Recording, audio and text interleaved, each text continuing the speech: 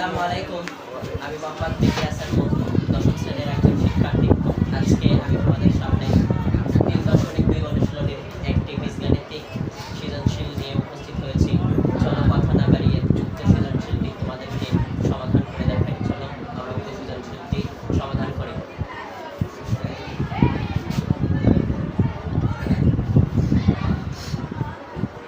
এক নং প্রশ্নে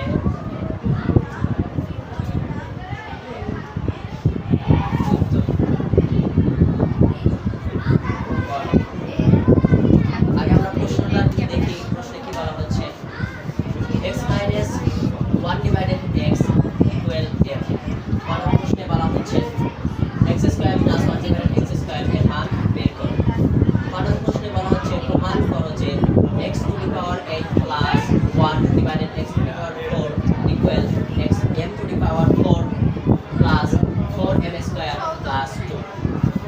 প্রথম প্রশ্নে বলা হচ্ছে যে x to the power 4 equal 119 minus 1 divided x to the power 4, যেখানে প্রমাণ করো যে m equal plus minus 3, অর্থাৎ m এর মান হবে পূর্ণ সংখ্যা। ওকে, পূর্ণ সংখ্যা অর্থাৎ m equal 3, এটা প্রমাণ করতে হচ্ছে। চলো আমরা এক নং প্রশ্নে যাই। এক নং প্রশ্নে যা যা দেওয়া আছে সেটা আগে আমরা তুলে নেব। দেওয়া আছে